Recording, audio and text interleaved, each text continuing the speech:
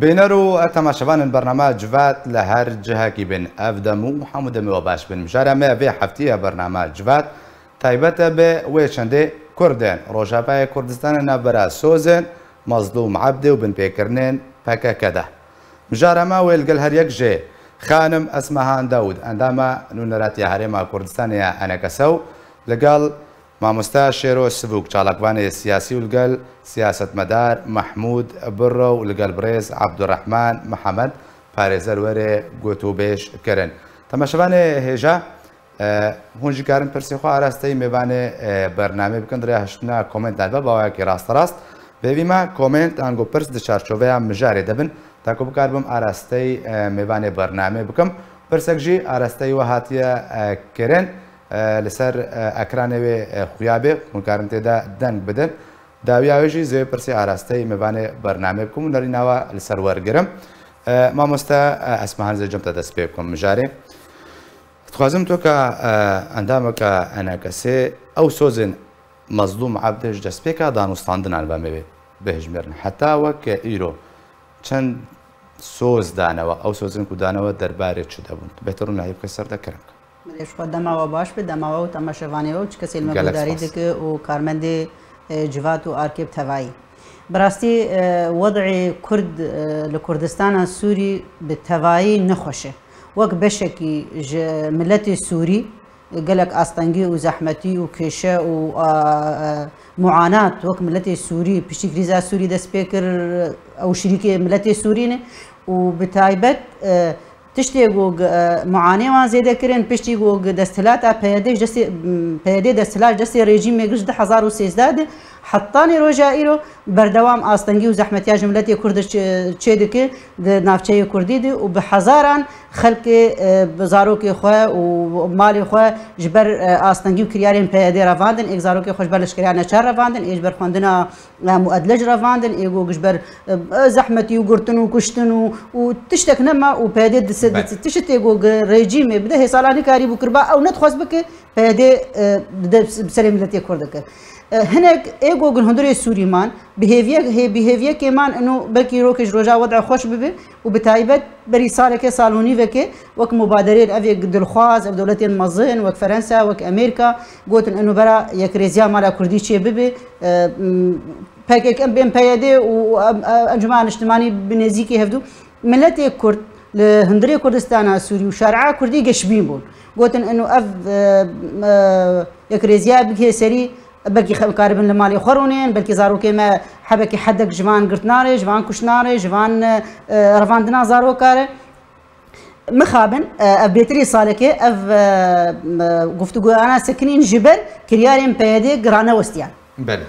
قرتنا زاروكا بردوامه خطفا زاروكي ايكم اندام لشكريانا شار خوندنا مؤدلج وبدهان قرتن امي بين سردمك وانا كسي افتشبون انا كسي مظلوم عبدي هناك على اساس كاك مظلوم وك ضامن جوي اتفاقا هانير وامريكان جي وك راعي وهن اب وقتيك اب ريكافتن سكني بري خدان وك ايجو بخكريه ضامن جوي اتفاقي كاك مظلوم بس توازن برده بس رونا هيك ببنتا خانم اسمان مظلوم عبدي ضامنه جبينا كيرا دانستان دناندا ايوي او دي بيجي بس ضامن مجانا كير انه على اساس شتشتي جيبي خواستن اف اتفاقي بقى سري ويبك مخابن بيدي خراب تركر اف باكيكي بدستي جوان شورشجر اف نابي جوجل خو كن دبن جوان يعني وقت دسغه كي شي كن نابي كن جوان شورجر زاروكي خلكي دغرين كشكي خلكي بوچكان كوج مدرسه دبن جعدات رافينين اشكيانا شارهي نسكنيه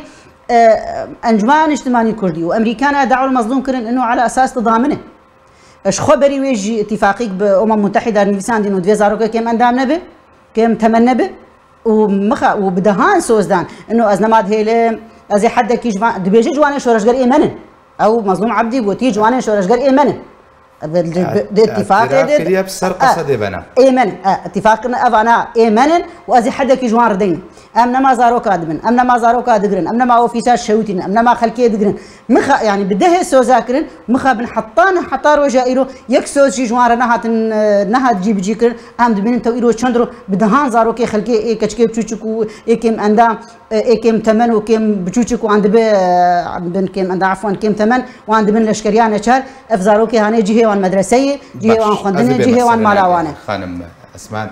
مامستا محمود برخود ما جامتا مظلوم عبد يكجي سوزن كوداي زي بمسر سوزا رباندنا الزاروكان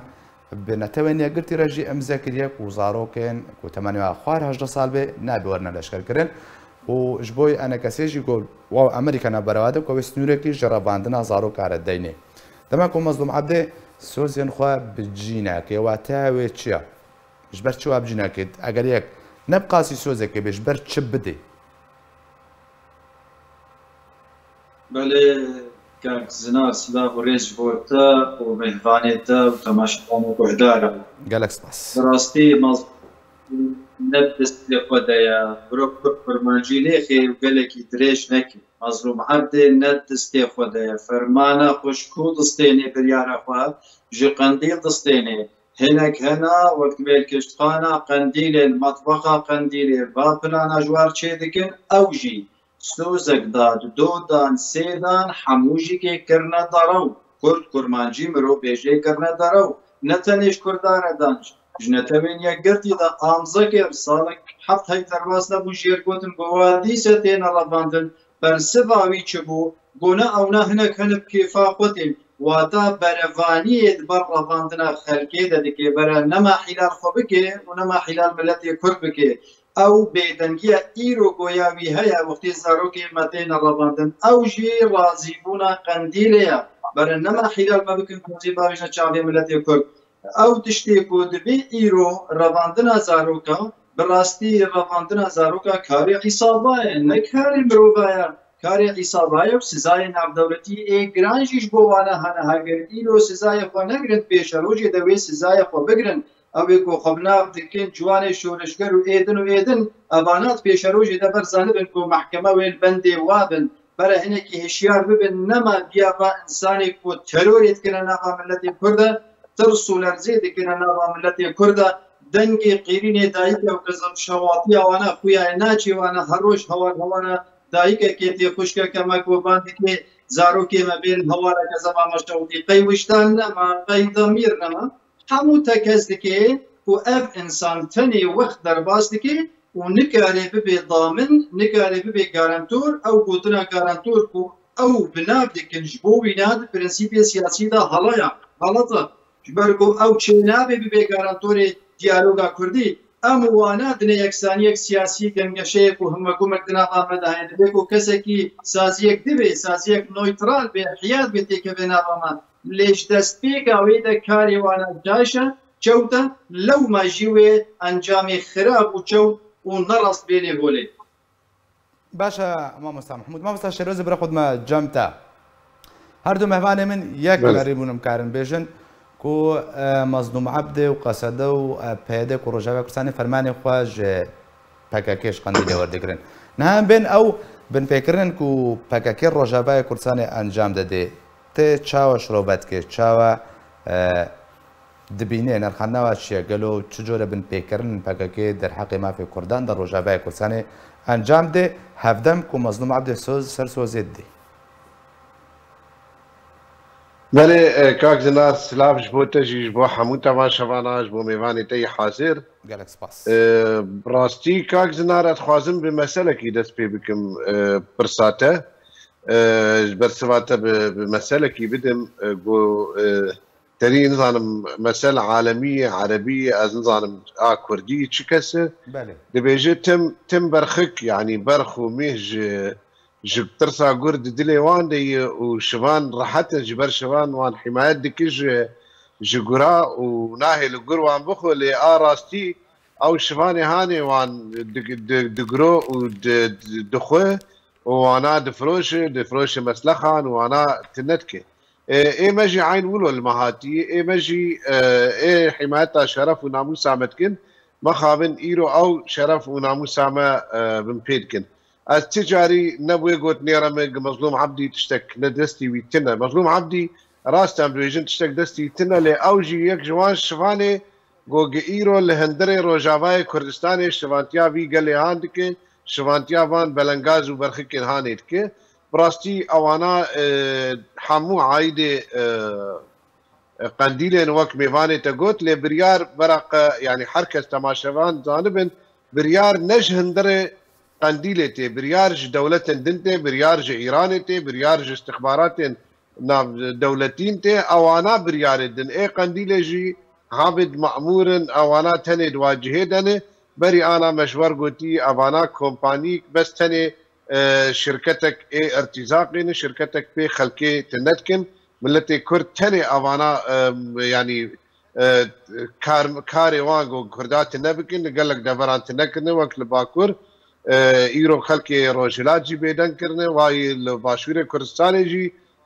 في مثلا هانتين بستري ورده وشخوا اي ما ام تنكرنه نبرس غيركا كردين جمع هشتنه نكرد جمع هشتنه تاني ام تالان كرنه تاني تشتي غوغانا دبي كاغزنات تاني نرسالات جي يعني نوك نامه يعني او انا جبري 4 سالان ده في قال لي هاني قال لي استوريا بالذات شخوار دبينن مزرعك برخكانو او خد بينن شفاني وحرتشتي بسري ويد بكن انا تشتي غوغا انا دبن لبيجن اف استحقاقاتي من جبر ما شرف وناموس سوا باراشتي جبر ولو فان خورتو قيزه مدبن وك فان برخكي جماغوت وك شفاني باز وان شخور ايجو شرجت كن ايجو دبروشن ايجو تجارتي كرم بقرمه جمتا ما مستا عبد الرحمن وكا باريزر جنابته وجياساية دكينها مظلوم عبد لقال لنا تو نيجرتي مذكر يكونا بزاروك ان خوار هجر صاري ورنا لشكر كرن و بس دما ده روجه تالي دزشتر بجم زيدي ده زاروك هاتيه بن شاف كرن اف كرياره هدما كو مظلوم عبد امزدك لقال لنا تو نيجرتي دماكو نبقى سوي امذكرني به جرويا سايبه تشاوتي محاسبه كرن اليك ومخالفه امذكرنتك اگر ترونا هي كسر د جيالي با كزنار تلابوريس شتاو مهبانه ترى جالكس باس عباره وبخير اس نيرينك يا ساي بيشتغلم بله مظلوم عبدي بس بشك لا شكيه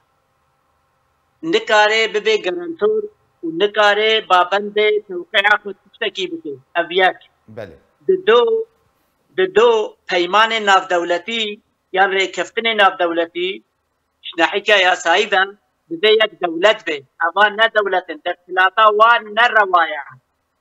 ریوبریا وان نه روایا ننو نره ملتکینا ننو نره دولتکینا اوان او ریکفتنا هنه افهم ده هنه ولا وقت بيجي جفاكا ناف دولتي ديتا قلب داروكي درافينن باشا فيدري كاك عبد الرحمن فيدري بس درفتي بدون فيدري او نوكا الي وكا دولت وحتى كوري كابتن باشا تشاو انا توني قلت ري كابتن قال كريا ام زابي كريا عند فردا تشاو تشيبوا بل ابا جاني ابا تذكاري بيجي سياستا نايا سايا اوجي قريدايا بحفنديا دوليتي وقت بيجي تحالف الدولي بلي يعني دي تنقلق زاروكي عمري وان ثمانية كيلي هجدا صالي دبن جنقا دبن شراء ابا حميقة دغنا قول يا صاينا بدولت ابا تشينابي زاروكي كوري رفانتن وحتى زاروك وبش بكي يعني تطوع بكي بيجي ازهرم عمري وي ثمانية كيلي هجدا صالي بي تشينابي اش براي خورا بيجم ابا كتولي وكا قوتي يا ساي لي ميزيني تبن قهاوي يا ساي تنينا او همزاوي او ادش ترى ولي تازه دلال بكم كشمرا طرفك بين تريدا سوريتا يا هريمي يا نا دولتي هو بوليتيكي يا سياسي في جروبا را کار کنی کسی بواره سیاست کار نکریا او شاگردی نجم کنی او دستکن جم کنی شاوی دستک و شاگردی بی تابعی خلکی بی و بی طرفك ابا ناحية سياسي يعني قالك ابتدى نشتغل كنا تحلات ولا روايه ندس هلاتا ريبا بريب ولا روايه تشبريق فكر يعني قالك ناحية عبد الرحمن هذا بما جمتا بمرة بمنا خان مسمهان يعني تبخوكوت كوحتى نها تسوزك بجينا كريا نها چتين جوان شورشگر زارو كان بيشيا چاوي مظلوم عبدي وقصدا دام دزگهن پیدا ترابيني يعني تفرد دمك ومظلوم عبدي يك دابخان يوم يك هلويس درباري رباندان زارو كان ندايا تاني جاركش انا كثير دابو قلتبو او يكو زارو كادرافيني استهدافها شخصي متكي يعني يعاديني وككوب عربي لفظايتي قلت دجمناتيا متكي باش اگر كسك دجمناتيا تبكي نابيات وهولا كيبدي هلويستا كيبدي دو درباري دا دماكو دمها يازدها بالتاني دا نزكا 20-25 زارو كهاتيا رباندن يعني جديركي حتى كوباني بيدنجا مظلوم عبد شاوت شروع فكره يعني شو ولد ميزن وكان كسي خويا ام دبنين مظلوم عبدي معنا يعني خلفياوي او تاريخاوي نبي شرطي سركسي يعني كادركي بككي مظلوم يكي بلبلندو عمري خل تشيا قداندي القنديليه قداندي نعم منظومه بككيت قداندي نيرو روحاتي سوري بي والله از نبككي ويان از يكرب يعني از قضيه كردي رمي ام منظومه هاني تشي بي منظومه بككيش بوت يكبرنا قضيه كردي دجمن من قضيه كردي اف منظومات شيكرن يعني دخوا مظلوم عبدي ومنظومه مظلوم عبدي وبككي وبيدي وحماه فروعي وان بتشنا فلوان بن شكل تشنا فلوان بن هندري سوري دي هدفها وان انه كفر لسر كفرنا هيلن لهندري كردستان السوري دي وكل تركي كرن يعني ما دي سي صالي لكردستان تركي تشتك نما ولسر وان كرن ملتي كردي تركي حمش البازل كرن حريق برن بجهه كي دغون ديوان شوت عندن ايرو روم دبن لكردستان العراق يجي بيچ دكن والايران يجي وايرو رو دسي خصن دس وردان عجيب خصن هندري كردستان السوري دي حتى جو بككي هندري السوري ده تأمان وتأمن هندري سوري دشينابه برجوانديه بككي بكارتين مظلوم عبدي هجر بخوستايا ام از دبيجن وقتي دبيجن نكاري او قطبك جي مصر هي از باورناكم ام از دبينم هما على القليل وقت الفاق وتانا ما جبيكر يانوي يان بيدي دربارا فانغرتنادي هلوستك دابانا بقوتا ام نبيراني غركولو نبي ام دبينم بيدنجن وقتي بيدنجن معناته ترازيه ام از دبينم مظلوم عبدي برجوانديه بككي بكارتينه نبدا يعني نكار حدا كيجفان كريار اردينه وام اس دي بينم هجر قمنا دليبي باوي هالوستن تويتر دانيا بقوتايا بوستك صفحه خدا خستايا بس دما درباري غريلا وانا كتشي انا اقولوا بقوتاش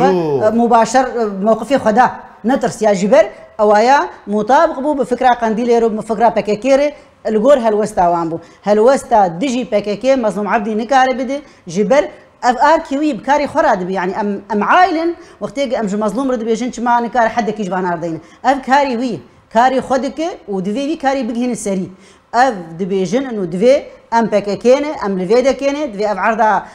ترك كيدك بخوازن دفي بدنوان دجمني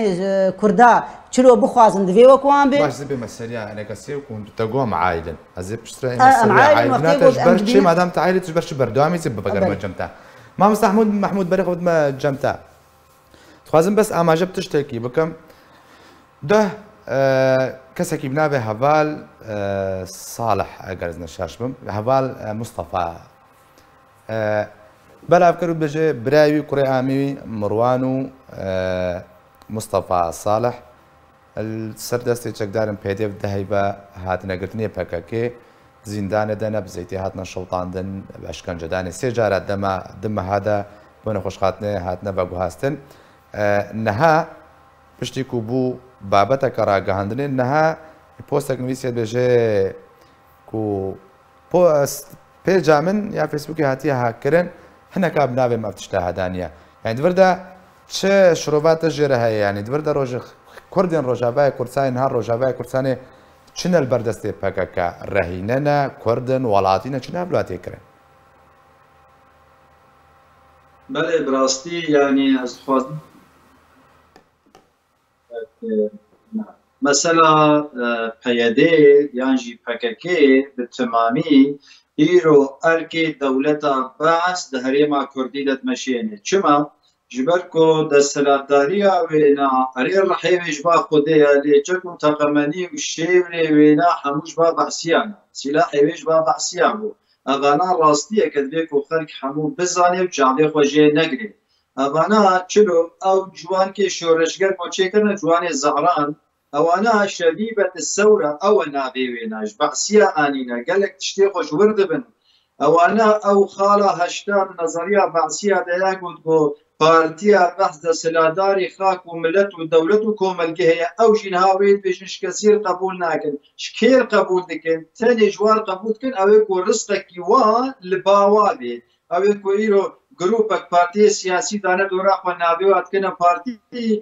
بەس ئەوانەژی کە هەمووژی هەرێکی بەرکی 15 نەفەرێ واتۆنەنا ئەوژی بێدەنگ دمێن وەختی زارۆک ئێمەتێنە ڕەواندن نەتەنێ مەزلوم عاتێ و نەتەنێ ئەوێتی ئەم مەسەلاوانە ئەبد بردە مەسەلە خویایە زەلالێک و چتکی مەزلوم عەبدێ و چن ناکێ یعنی دبردە تشتێ زەلال کارێ بۆتکن و ڕەواندنە ئەبێ کونها قۆردە تەگۆ حسێن مستەفا بژیم تەگۆ مستەفا ساڵە و تەگۆ مەڕوان بوو و قورئانی وا بەلاف کردبوو ئیرۆ ڕۆ دبن فشارێ دبن دەبتێ دەتکاری ئانا پۆستێکی بەروڤاژی جاردی دەرخی وەک بوو ئانا گوتیە هاتیە هەکراندن دەبن خوازم ئاماژە بۆیە چەندێ بکەم یعنی ڕاگەهاندناک و کردیان مژار بابەتە مستەفا مڕوان و کوڕێمامیوی بتەنێ ئارک و ڕێباز یعنی ڕادیۆ ڕێباز و ئارکێ خستیە مژار دەست بجە لێ دەرێ ئالی ڕۆژاوا چ بووە حتا پۆستا هاتە بەلافکردن یعنی پایەدا پەکەکە حتا بە چ ڕەنگی دووردە تەعامل لەگەڵ خەڵکێت کرد خەڵکی ڕۆژاوای کوردستانی دمەیزێنێ مەیزان ناوێش بووی کوردین ڕۆژاوای کوردستانی چییە؟ عینی وەک دانوستاندنە بەعسیە چاوات کرد خەلکێرە وەختێ بۆ هینەکە بەعسیە هینێک دکوشتێ درابوو شبانێک یەکی جاهل یەکی گێژکتانینە سەر تەلڤیزیۆنێک بۆ بێژە بێ مکوشتیە تشتا ولوتکن ئەف شێواز و مێتودا دانوستاندنێ لەگەل ملت بەڤی ڕەنگی ئەوانە میژیە خۆ جوا بریە و هیچ خراپترژی جوا برنە ینی مێژیە دەولەتی داگیرکرد و چلو ملەتات چەوسێنێ ناهێ لێ ئازادیاوە هەبێ ناهێ لێ تشتێکی ببیر و بەهەوەریا خۆ بنویسن ئەگەر دانیجی کێ دەبێ دەستی خۆڕاکن بێژن نا ئەو شێوازی بوار بکاتێنێ ملت نبینێ ملت ئەگەر ڕاست جار نەژێ کوردیت ئاخبن تەنێت شتێ وای هەیە کوردیت ئاخبن وەکیدی هەموو شتێوا دێ کوردایە بە پارتیاوە نابێ کوردانینا بە مەطالیبی وە خۆستێکی وا نابێ کووردا تێدەنینە خەلکی و دنیای ڕەکار دکن ژنەتەوە دەموقرات هەی هەواش بۆ خۆدێ چمانەتەوێ دنیای نایش بۆ مەکار ناکەن بلۆیانی خەلک غەشیمە نەزانە بۆ هاتنە بەرنەتەوێ دنیای دەکار بکن و پێ یاخۆت کرد وەختێکی دە زارۆکێ نەتەوە خۆ تەنێ دڕەبێنم چما حتا ئیرۆ زارۆکەکە عەرەبان نەڕەڤاندنا نەگوم دخوازن بڕەبێنێ لێ چما نەڕەڤاندنە پرسیارە دەبێ یەک لەوێ پرسێ چما زارۆکە کریسیانە فڵەها نەڕەڤاندنە تەنێ ئارمان جاوا دژی ملەتی کوردە دژی نەتەوە کوردە ئەگەر ئەو چەند کتێ بۆ هەرێما کوردی دەمانەژی داکەبن تهمەتی دایکێک دقێریت بۆ هەوارە ڕۆژئاوا بوو ڕۆژ خراپە سینۆرە فەکن ئەمێ بازدن ئەڤە وەختێ گوند بێژنم خزمەتا گەل دەکەن یانجی ساسیە گەل دەکەن یانجی یا هەری پیرۆ سازیە ژنەیە ئەڤە قەدرێک گۆشدایکی کوردارە دەکەن 24 ساعتا کەزە بێ واشەوەڵتاندینە زارۆکیەوە ڕەڤاندینە هەی مخابن واللهی کارێک بۆ دکەن دژمن ژیناکێ پلانێ دژمنانە باشە مامۆستا محمود بەرە بە گەرمەجەمتە مامۆستا شێرۆزی بێ مەسەر چەتەین جوان شۆڕژگەر کە دیارن کو دکەن لەگۆلی کوڕێ خستنامە فەنۆوەمان یا ئەفرینێ دەبێژێ ئەو زارۆکێن کوچەتەین جوان شۆڕژگەر وان دڕەڤێنێ لە نابەندن ڕژێمە ئەسەد و پاسدارن ئێرانێ تێنە پەروەردەکردن یعنی قەسەدەک و خۆبێژێ داعش لە سووریە تێک شکاندیە نکارێ هەرێ زارۆکن و دنابەندا و دبن کۆنتترۆڵاوا دەنا وا دەرخێوا بگەرنێ بۆ کەس و کارێەوە خوازم بردە ڕۆلا مەزنوم عەبدێ بزان بم درەڤاندنا زارۆکان و بێدەنگیاوی لە هەمبەر چەتەین جوان شۆڕژگەر دووردە ئالیە ئالیکارە ژوارە یعنی بێژن پێی خۆشە مامۆستا سپاس بۆ vê pirsate bi rastî mamoste yanî ev tiştek heyî divê em timî zelal bikin zaroka gogitê revandin ji Rojavayê Kurdistanê yan ji Kurdistana Sûrî divê herkes zanibe goga ew zarok ne ji bo Qesedê tê revandin ne ji bo YPG ne ji bo YPG tê revandin ew zarok tê amadekirin bi taybetî ji bo bibe kadrok qendîlî yanî bibe kadrok li çiyayê qendîlê ji bo vê yekê يعني ندور وقتی گوگل لجم نظام سوری تی پرورده کرن یعنی الجم ایرانیات تی پرورده کرن ما يعني وقتيش بو قصده ببرهر ناف قصده بي پرورده کرن تنش بو گوگ بي كادرو تی پرورده کرن دناف مسألة نظام سوري جبر اوانا بري انا يعني زمان استخبارات نفسي عالمي اشراف سرفان زاروكات كن سرفان كسات كن گوگ او انساني هاني بب روجك جروجا كارب جوار كاربكي مينا جيشا انكشاري عثماني گوگ بره چيت كرن جزاروكي سيوي زاروكي بخودي زاروكي بكس جبولو اجا مظلوم عبدي جي يعني مظلوم عبدي زاروكي كردا حمو كسي واهنا كاري واهنا يعني دايكو بابي واد اخواز وادكن دوچوني وادكن يعني كرد كينا ما مستا كرد شنو يعني جنبانا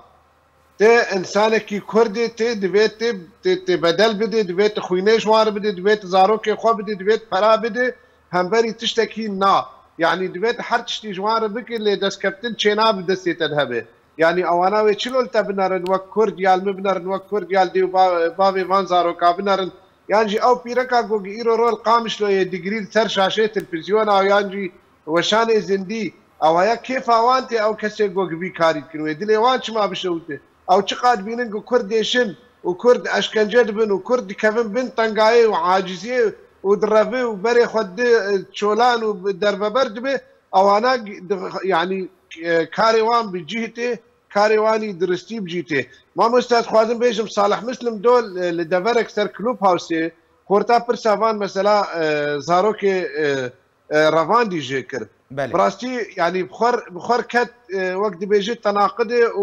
ودروا نفسها خوكر يعني لاليكي قول تجاري ناف مدي ناف يا بجي يا بجيدي وناف قصدي تجاري زاروكي كرد نهاتي رافاندن وتجيه بنبويه واللي همبري ويد عيني دقده قلت ما حياة دسدو تشر دسدو شي زاروك ما فقراندي جناف قصدي ويا بجي ويا بجي ما فقراندني جمروفي واره بالا خبدي يكي وقت صالح مسلم دخوازي حنكي خب خلكي بكنو زاروكتنا ودعيني جيدي شخوازي مثلا مظلوم عبدي سبي بك وقور بك انه والله باي مظلوم عبدي خلكي بدقرينه ما مستا او زاروكي تيفا قراندنجي اتخوازم فينا بيجم زاروكي كو تيفا قراندنجي او مؤقت تيفا قراندن بشتي قوان سري وان ششمها وحطمها وصالكي مجي وان سر كيف اخو تشيركن وان دشينن جمروفي وان شارو دهرو مهق او زاروك نما مروفي كارن تحمول بكن او خجر بالجمالة مهرم نما كارن تحمول بكن او زاروك ديسا بدقرت تبلي وان بيا وبخوتين ديسا ويدرافينن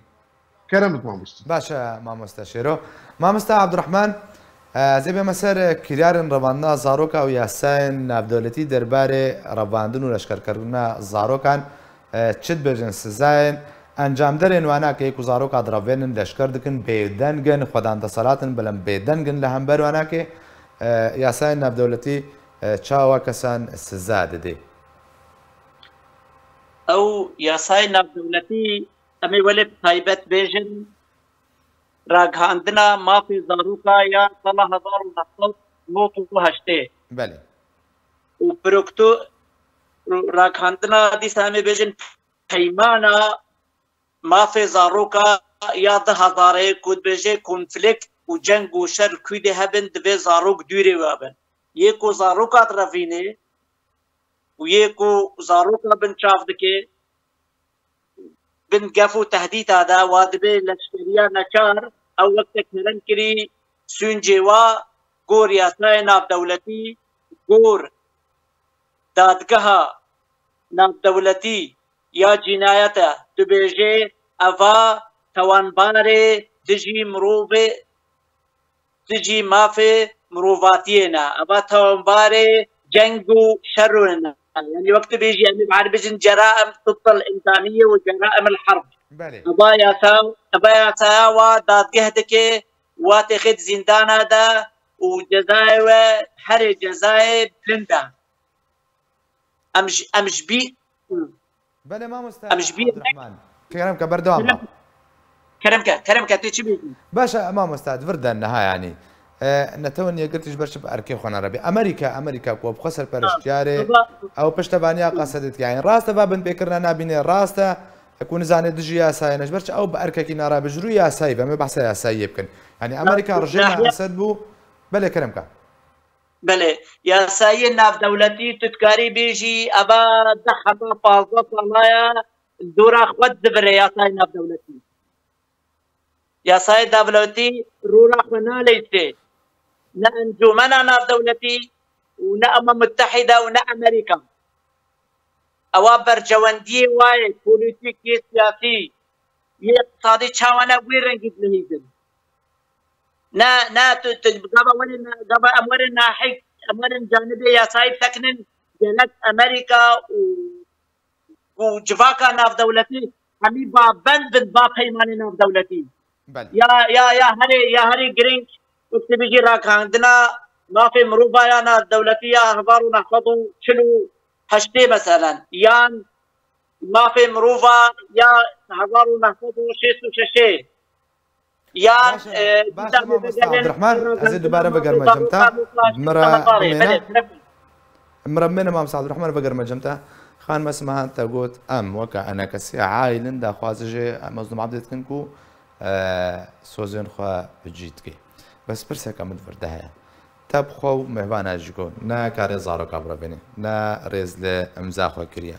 قرتيا فرماني خوش قنديلي وردكرين افحموها تشتيها كنا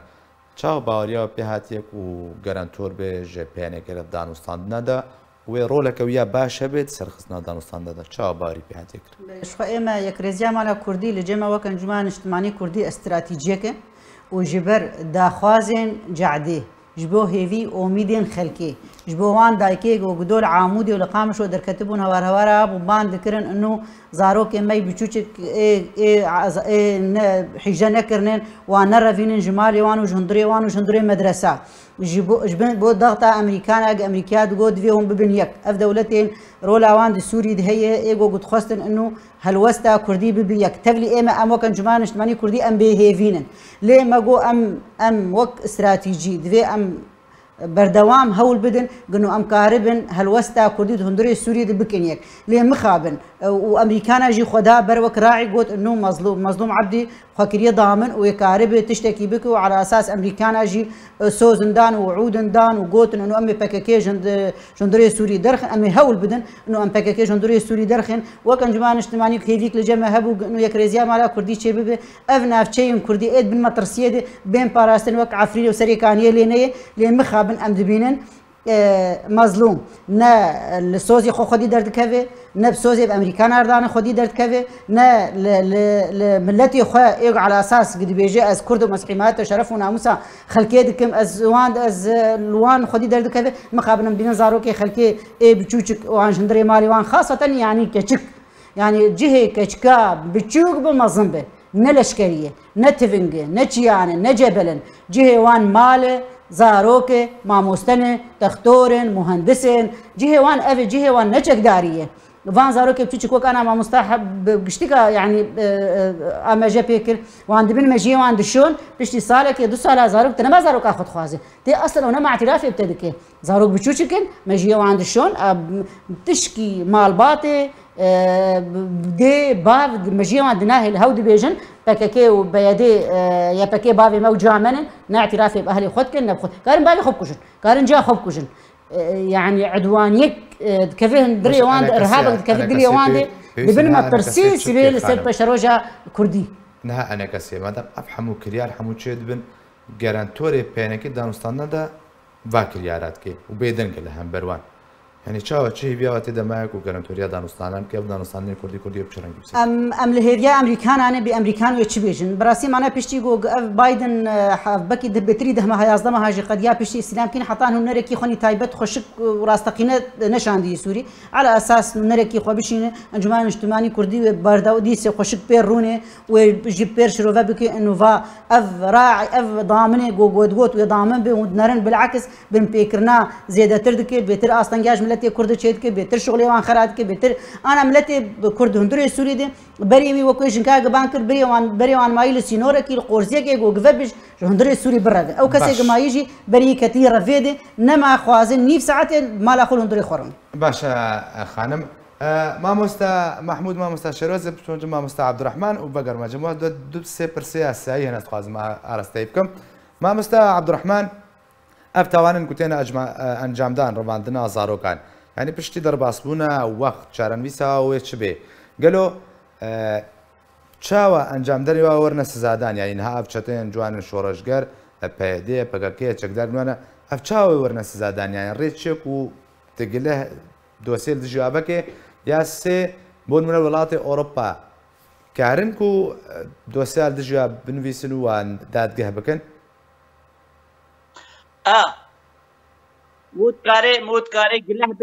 مودکارێ گلەه بکەن دادگەها جینایەتە ناودەوڵەتی مودکارێ دادگەه بکە مودکارێ گلەه بکە جەم دادگەها مافێ مرۆڤە یا یەکێتیە ئۆروپا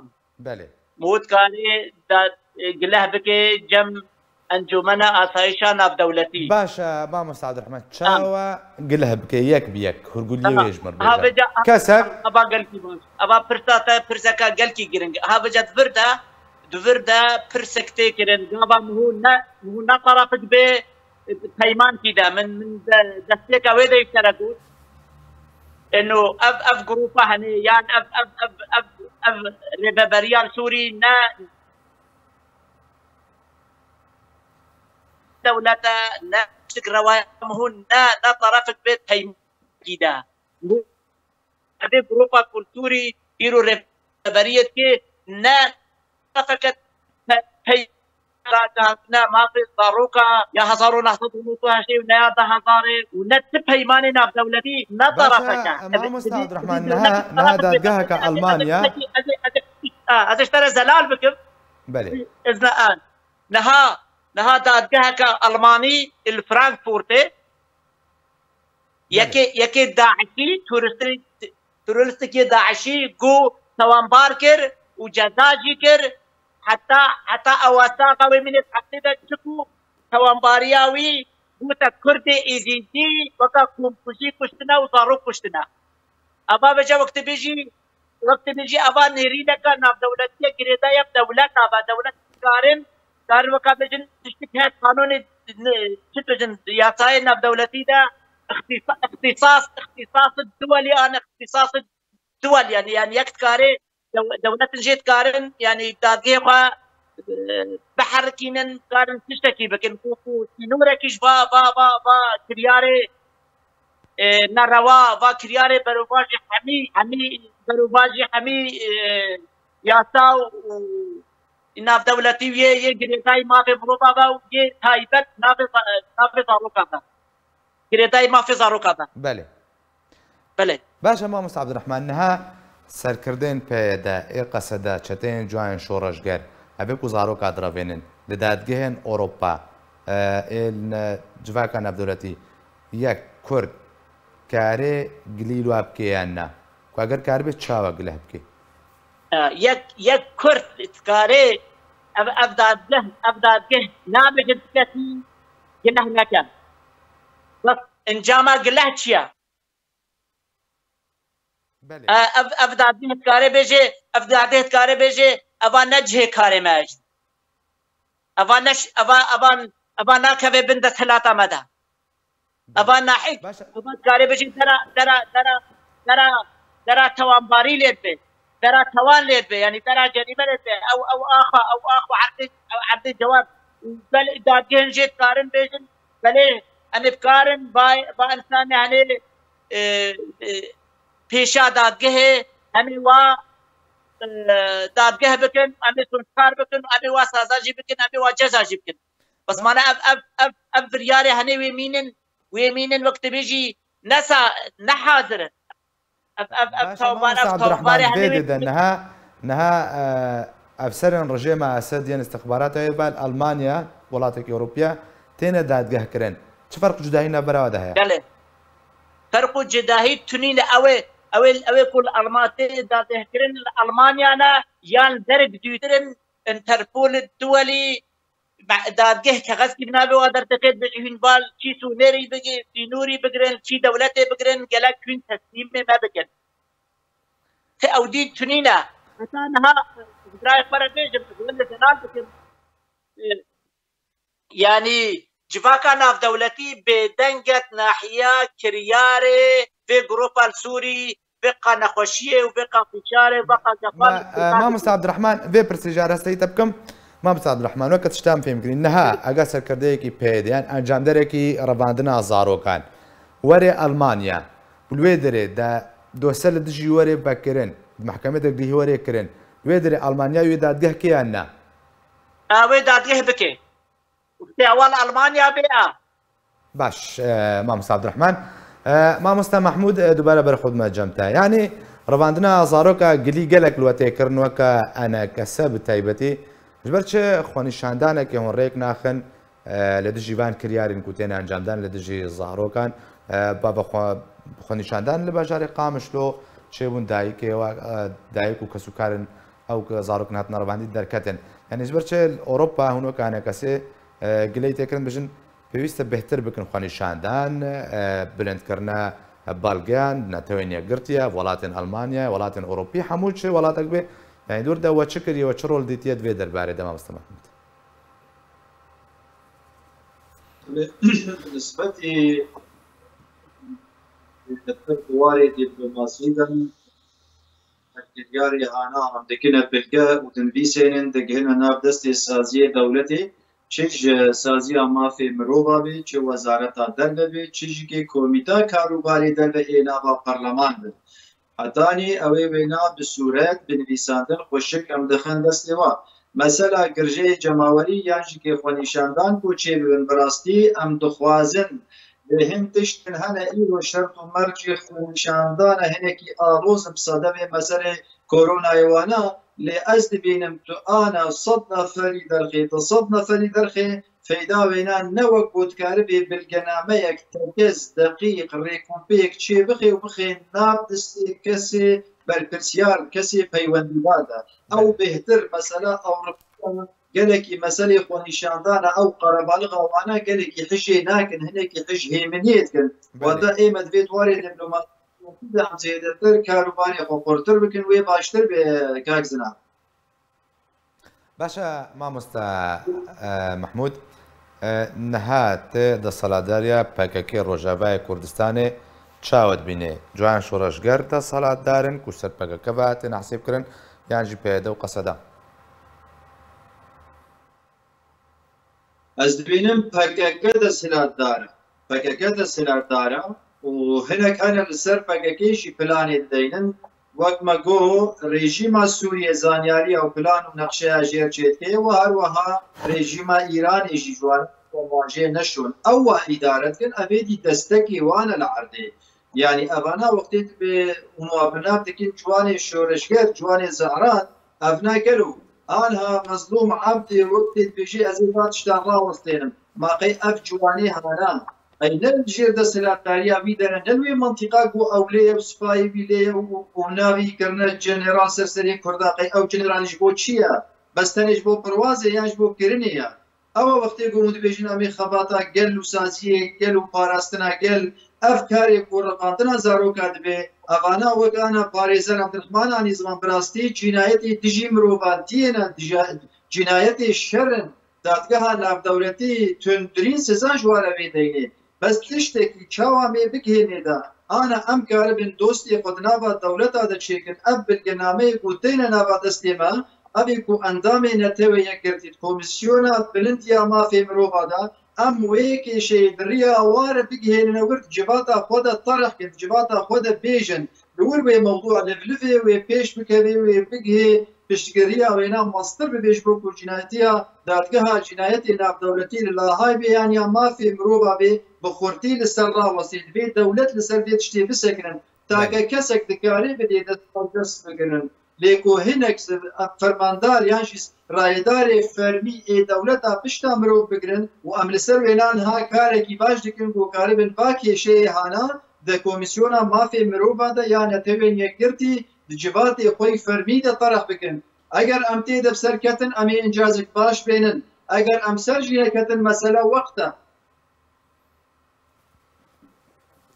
باشە مامۆستا مەحموود وەکە خویایە پەیوەندی بتەرە هاتە گرتن مامۆستا شێرۆ داوین پرسیار ئاراستەی بکەم لێت خوازم بەبیرە تەماشەوانی هێژا بینم کۆ ڕێژا دەنگدانێ والسەر ئاکران تێ خویاکردن گەلۆ مەزلوم عەبدێ پابەند بووە بە سۆزنخوا دەربارەی دانینە سینوورێکیژێ چەتەیە پەکەکە و باسکێنوێرە 16% بێژن بەڵێ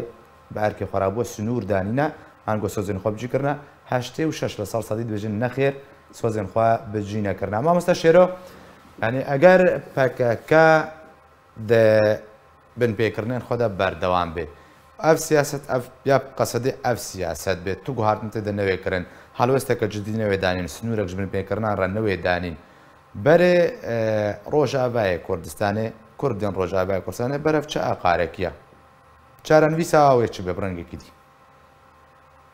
بەڵێ سپاس کاک زنار ڕاستی کاک زنار یعنی وەک هون دبێژن هەگەر هینا مافین خەلکێ بن پێ بکە هیناژی لەسەر ئەوێ خوا نەڕاوەستە سەر خراپیە خوا و چارەنووسا بە چ بێ بڕاستی ئاشکارم بێژم ئەو هەی ناڕاوەستن سەر خراپیە خوا لەسەر ڕەوا زارۆکە نایەن ڕاوەستاندن لەسەر هەموو خراپیە خوا نایەن ڕاوەستاندن بەری ئانا ئەز وەک شخص وەک مرۆڤ ئەس دەبێژم ینی بشخصێ من نەڕینا منی شخصیە وایە هەگەر دەڤەرن دن نەکەبە بن دەستێ دەولەتا ترکیە هەنگانێ پەکەکە فەشلت هەندرێ کوردستانە سووریە دێ فەشەلێتینێ هانا هینا ینی ئەم کەتنە خەون و خەیاڵا و هەنە کەتنە دەبێژن دەولەتا ترک مەسەلە پەرێوێ و نزانم چاوە و دۆلار بۆها دەبن بەری پەرێوێ لێ حتا دقا ئانە کاژی ئاز و تەداخبن گفتوگۆل سەر مەسیرێ منتیقێ تێگۆ تێکردن وێ کەنگی ترک تێکەوێنێ وێ چاوا تێکەوێنێ یعنی مەسەلە تەعجیل بوویە بەحەفتیانە بمەهایە نەهاتی ینی ڕاوەستاندن بجارەکێ ئەوانە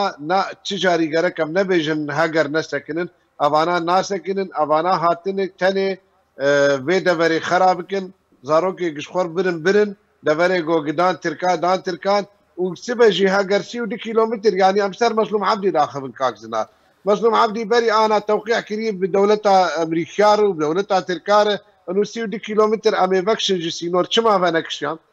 جبەر خلاص پەیمانی خۆبنای گرێدان و ڕێژێ ژێر ناگرن بابوو دوان و دەولەتا ترک لە هەف قسم سەر مەستیرێ مە سەرێکانیە و گرێ سپیژەکەت بەر مەسەلاوێ پەیمانە هانێ دێ یعنی لە جەموانات خوازم بێژم کاک زنار گسبە 32 کیلۆمتر ترک تێکەبن وڵاتێ مەدێ باوەڕ بک یعنی لە پێشوان 35 کیلۆمتران چار خەت دەستێوان دمینە تشتێک بنابێ ڕۆژاوای کوردستانی نامینێ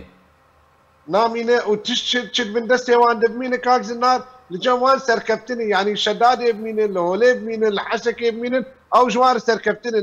نەگرنگێ کوی دەکێژ وڵاتی مەچوو گەلەکەس ji بۆی خانم ئەسمەهان داود ئەندامان و نەراتیە هەرێما کوردستانەیە ئەنەکەسە کوتە مرەبی گەلەک سپاس ji بۆی سیاستمەدار مەحموود برۆ گەلەک سپاس ji بۆی پارێزەر عەبدوڕەحمان مەحەمەد و گەلەک سپاس ji بۆی سیاستمەدار محمود برو ئەنگۆ چالاکوانێ سیاسی شێرۆ سبووک کۆ مەرابوون تەماشەوانێ هێژە سپاس بۆی وەژی کۆن تەماشەوانی مەبوون خوازم بەس بەری بێداوی بێنم ڕێژێ لەسەر ئەکرانێ بیراوە بینم ڕێژە ڤیرەنگی لێ هات 10% بێژن مەزلوم عەبدێ بسۆزێن خوا ڕابووە و ڕێیەکش بۆی ئەرێ سنوورێکش بۆی بن پێکردنان دانیە و 90% بێژن نەخێر سۆزێن خوا بەجی نەکردنا دەداویدا ژادیم بەژی هەر شاد و بەختۆر